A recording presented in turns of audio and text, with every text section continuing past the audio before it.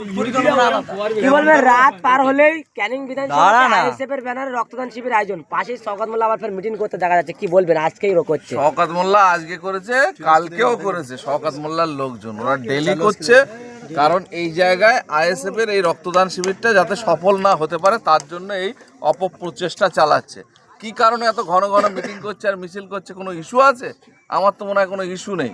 তারপরেও এই একটা গ্রামে রোজ মিটিং করছে, করুক, তাতে আমাদের আপত্তি নেই। গণতান্ত্রিক অধিকার, গণতান্ত্রিক রাষ্ট্র, যে যার গণতান্ত্রিক অধিকার সে পালন করতে পারে, রাজনৈতিক এজেন্ডা পালন করতে পারে।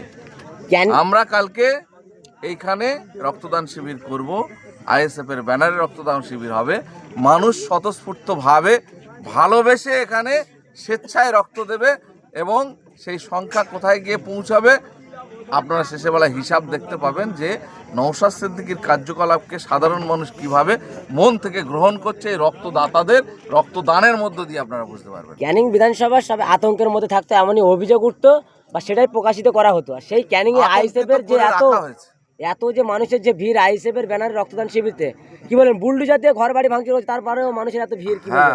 তাহলে বুলডোজার দিয়ে ঘর ভাঙা, এত ভয়, এত সন্ত্রাস, সব কিছু উপেক্ষা করে যদি এত মানুষ ঐক্যবদ্ধ হতে পারে, তাহলে ভয়ের পরিবেশ যদি কাটিয়ে ফেলা যায় তাহলে কি হবে বুঝতে পারছো এখানে। সেই কারণে আমি বলবো সাধারণ মানুষকে বেশি দিন দমন করে রাখা যায় না। অত্যাচার যত বাড়াবে সাধারণ মানুষের তত আবেগ ভালোবাসা বেড়ে যাবে এবং একদিন বিস্ফোরণ ঘটবে, সেই বিস্ফোরণে অত্যাচারী তছ নছ হয়ে যাবে। এই ক্যানিং বিধানসভাতে কি বলবেন, এই যে রক্তদান শিবির আয়োজন এবং মানুষের যে ভিড়, এবং কি বলতে চাইছেন সাধারণ মানুষের জন্য? আমরা রক্তদানের মধ্য দিয়ে সাধারণ মানুষ, অসহায় মানুষ, মুমূর্ষু মানুষকে বাঁচানোর যে একটা প্রয়াস আমরা শুরু করেছি 21 সাল থেকে কন্টিনিউয়াসলি ভাঙড় তথা আশেপাশে আমাদের যেখানে যা সংগঠন আছে, পার্টির সমর্থক আছে, সেই সব জায়গাগুলোতে আমরা রক্ত অর্পণ উৎসবের মধ্য দিয়ে আমরা মানুষকে বাঁচানোর কাজে ব্রতী হয়েছি। সেই কাজ এর অংশ হিসাবে এই বোদরা অঞ্চলের রক্তদান শিবির আমরা কালকে সেই অনুষ্ঠান খুব সুন্দরভাবে পালন করব। এইখানে যারা জমায়েত হয়েছে এইভাবে এত মানে ভয় ভীতি উপেক্ষা করে, তাতে থেকে প্রমাণ হচ্ছে যে কালকে কি ধরনের অনুষ্ঠান এখানে হবে। তাহলে কি শওকত মোল্লা ভাঙড়ে গিয়ে এত লাফালাফি বা সোশ্যাল মিডিয়ায়, তাহলে তার অস্তিত্ব শেষ ক্যানিং এ? অস্তিত্ব এত মানুষ, কি বলবেন? অস্তিত্ব শেষ আমি বলবো না। অস্তিত্ব শেষ আমি কেন বলবো? মুখ্যমন্ত্রী আছে, তাদের সরকার আছে, তাদের প্রশাসন আছে, তারা সেন্ট্রাল গভর্নমেন্টের সঙ্গে ঘন ঘন সম্পর্ক রাখে, তাদের অস্তিত্ব শেষ আমি কেন বলবো? তাদের হাতে যতদিন ক্ষমতা আছে তারা ততদিন মানুষের অত্যাচার করে, মানুষকে দমন করে রেখে নিজেদেরকে জাহির করার চেষ্টা করছে। সেই জিনিসটা আস্তে আস্তে খসে পড়ছে, সাধারণ মানুষ খোলস ছেড়ে বেরিয়ে আসছে। কারণ কি জানো?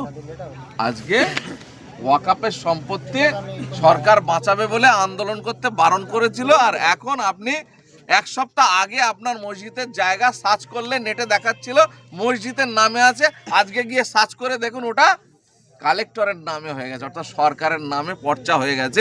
এরপরেও যদি আমাদের সমাজের মানুষ ঘুমিয়ে থাকে তাহলে বাঁচার জায়গাটুকু পাবে না। ওই কারণে মানুষের ঘুম ভেঙে যাচ্ছে, কারোর অত্যাচার সহ্য করবে না, আর কারোর মুখের দিকে তাকিয়ে ভয় ভীতিতে আর দিন কাটাবে না।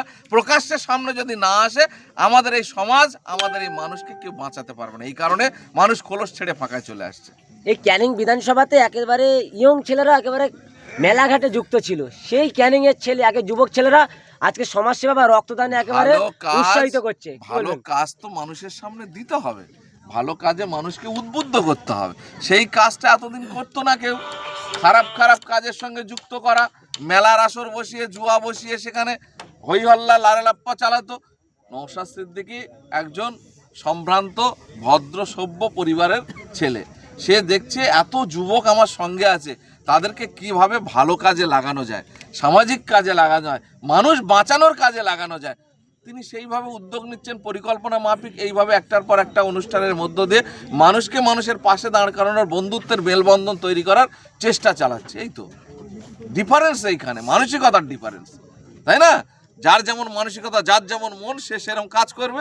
কেউ বাধা দেওয়ার চেষ্টা করবে ভালো কাজ, আর কেউ ভালো কাজ করার জন্য লড়াই করবে। এই দুটোই তো ডিফারেন্স। সেই ডিফারেন্সে মানুষ বেছে নিচ্ছে কার সঙ্গে থাকবে। প্রথমে ভীত ছিল, সন্ত্রস্ত ছিল, আতঙ্কে ছিল বা প্রলোভনে ছিল, এখন আস্তে আস্তে দেখছে যে ও বাবা, যত আমি মানে এইভাবে থাকবো তত তো আমার সব কিছু শেষ হয়ে যাবে। সুতরাং মানুষ আজকে বার হয়ে আসছে ভয়ভীতি উপেক্ষা করে।